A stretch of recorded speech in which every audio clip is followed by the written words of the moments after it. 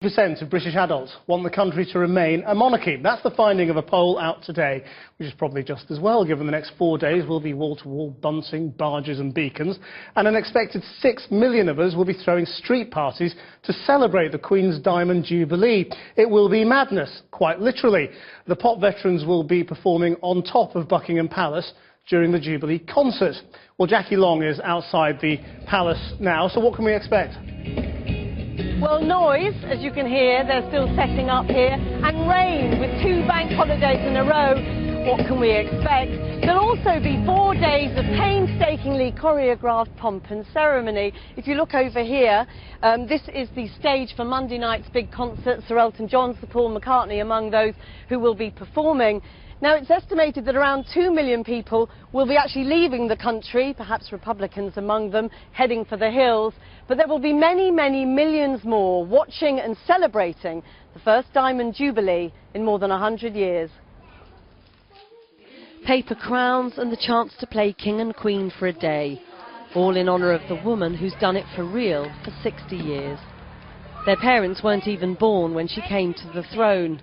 We've been making crowns, like Queen Elizabeth II. Her reign has spanned the generations. Her role remains a symbol of stability in a changing world. We used to sometimes go down in the winter as well, but this is summertime.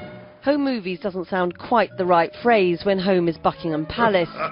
But in footage never seen before, Prince Charles reveals a different side to the Queen as part of his own personal tribute. The Diamond Jubilee, I think, gives us a chance to celebrate with pride all that the Queen means to us. Well, she is his mum, but there have been other, perhaps more surprising tributes. Who'd have thought the gilded monarch could be comedy gold? I found in the Queen someone who can be friendly, who can be informal, who can be extremely funny in private, and not everybody appreciates just how funny she can be. The Jubilee celebrations start in earnest tomorrow, when the Queen attends the Epsom Derby. On Sunday she'll host a special big lunch, later leading a river pageant of 1,000 boats along the Thames.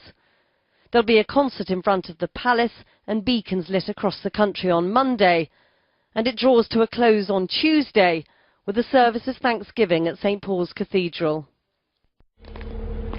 No crowds to battle today for the rehearsal. Hundreds of thousands are expected when the royal procession passes by on Tuesday.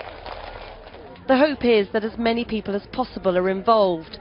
The big lunch, a charity initiative to get communities to spend time together, is being championed by the Queen herself this year. I'm a huge fan of the royal family, but if you're not into the royal family, it doesn't matter. It's about you finding your reasons, about finding out about your local community, your neighbours, meeting new friends. Away from the cathedrals and palaces, here on the streets of Manchester and in towns and cities across the country, preparations are being made for their own main event. 10,000 street parties are expected to celebrate one woman and 60 years of service. The Queen's Silver Jubilee took place in 1977, a time of economic austerity and social change. Sound familiar?